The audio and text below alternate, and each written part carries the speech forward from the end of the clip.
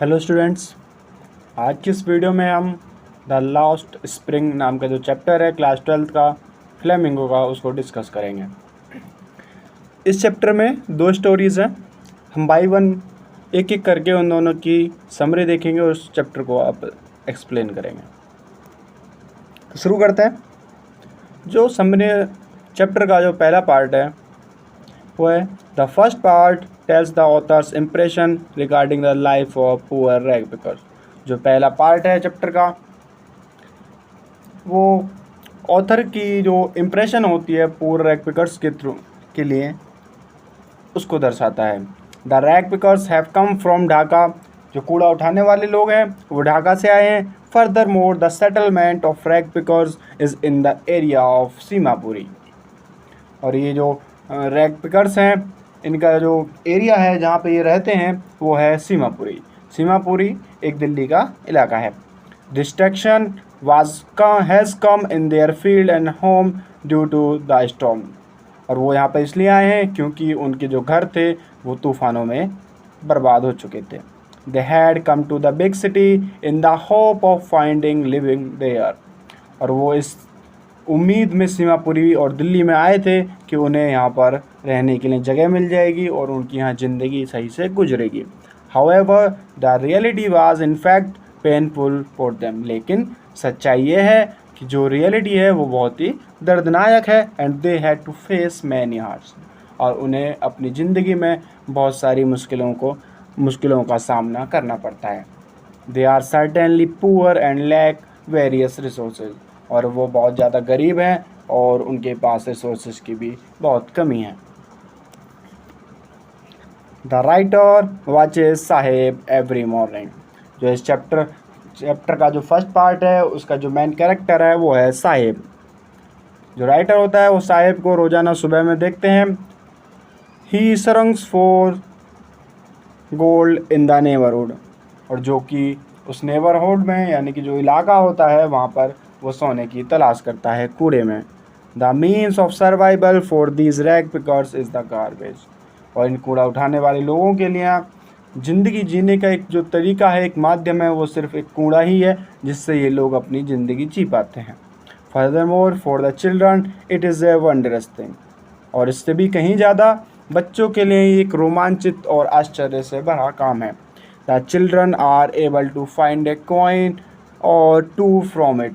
और बच्चे इस कूड़े से 1 या 2 रुपए के सिक्के भी निकाल लेते हैं, उन्हें मिल जाते हैं। These people have ambitions and desires. और इन लोगों के पास अपनी ख्वाहिशें हैं, अपने खुद के सपने हैं। The problem is that they do not know the way to make them possible. और यहाँ पर दिक्कत ये है कि वो उन्हें ये नहीं पता कि उन्हें अपने सपने किस तरीके से पूरे करने हैं। Later, Sahib joins a tea stall where there is a possibility for him to earn 800 rupees and all the meals.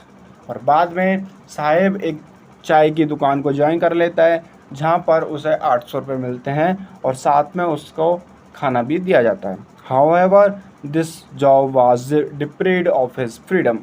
लेकिन ये जो नौकरी होती है उसने उसकी आज़ादी को छीन लिया था। As such, their condition is pretty hopeless and full of misery. अभी हमने फर्स्ट पार्ट एक्सप्लेन करा। उस फर्स्ट पार्ट में बेसिकली एक लड़का है जिसका नाम है साहिब, वो इसकी कहानी है। साहिब के कुछ सपने होते हैं, जैसे कि साहिब अपने लिए एक जूते लेना चाहता है और एक अच्छा स्पोर्ट्समैन बनना चाहता है।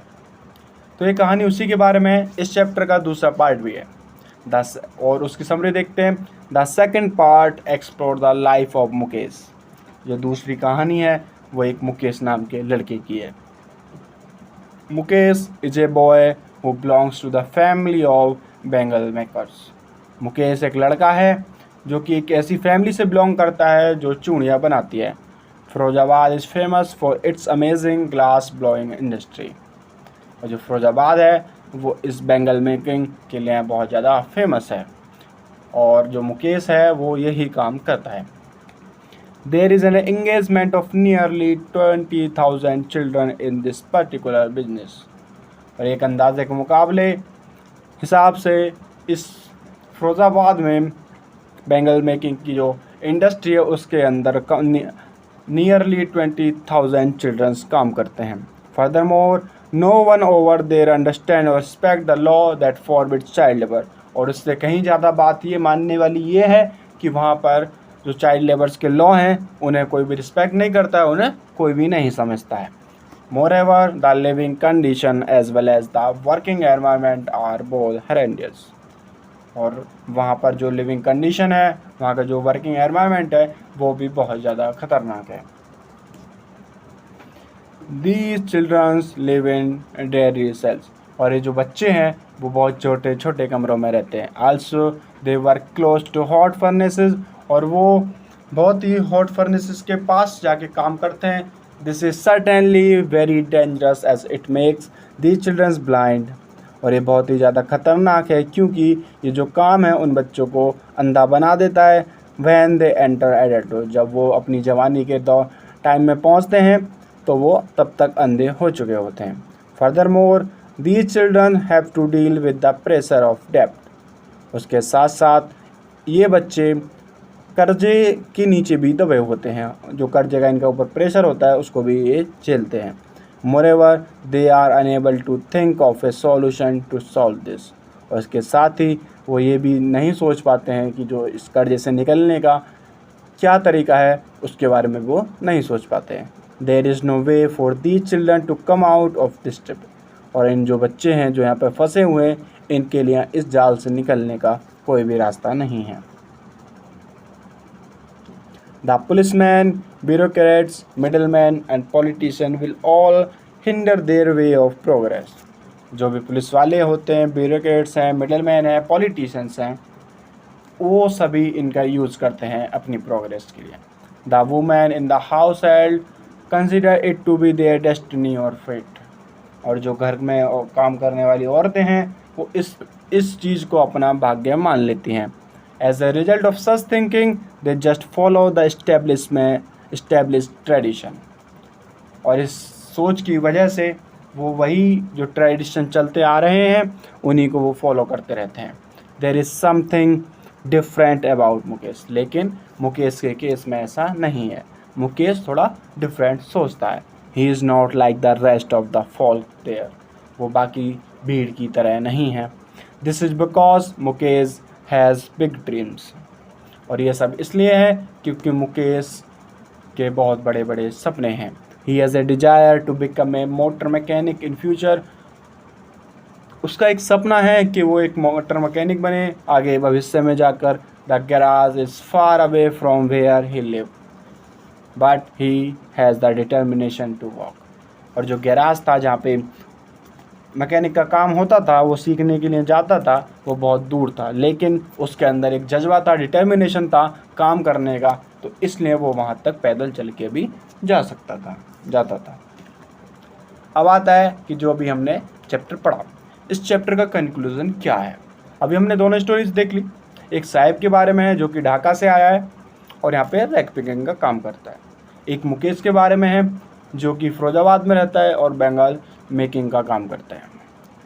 अब दोनों ही केस में दोनों ही बच्चे हैं, उनके अपने अपने कुछ सपने हैं, लेकिन उनकी कंडीशंस ऐसी हैं जो कि उन्हें अपने सपने से दूर कर रही हैं, या फिर उनको रास्ता नहीं पता कि उनका सपना किस तरीके से पूरा होगा। तो इस जो अभी चैप्टर पढ़ा हमने लॉस्ट स्प्रिंग, इसका अगर हम कंक्लूजन देखें या फिर हमसे ऑथर कहना क्या चाहता है, किस चीज़ की तरफ हमारा ध्यान दिलवाना चाहता है, वो अगर हम देखते हैं। The lost spring summary describe the terrible condition of poor children. अभी जो हमने समरी पढ़ी उससे हमें देखने को मिलता है कि जो भी अभी हमने समरी पढ़ी थी वो डिस्क्राइब कर रही थी गरीब बच्चों की जो कंडीशन थी समाज में। वो the childrens are those who didn't get to enjoy childhood because the prevailing socio economic condition in this world. और ये बच्चे अपने उस बचपन को एंजॉय नहीं कर पाते थे जो कि उन्हें करना चाहिए था, और ये सब इस वजह से होता था क्योंकि इस दुनिया में जो भी सोशियो इकोनॉमिक कंडीशंस हैं वो सब इस चीज़ को कंट्रोल कर रही हैं। This is something that one can see all over the world. और एक ऐसी चीज़ है जिसे हर कोई पूरी दुनिया में देख सकता है। These childrens don't have the opportunity for schooling, और ये बच्चों के पास स्कूल जाने की भी अपॉर्चुनिटी नहीं थी। Moreover there is a lot of pressure on these children to enter into labour early in life, और उसके साथ ही इन बच्चों के ऊपर बहुत ज़्यादा प्रेशर होता है कि अपनी बचपन की, अपनी ज़िंदगी के जो अर्ली लाइफ होती है उसी में है ये लोग लेबर में चले जाते हैं, ठीक है, ये काम करने लगते हैं। These unfortunate children are force into labour, और इन बच्चों को काम करने के लिए मजबूर कर दिया जाता है।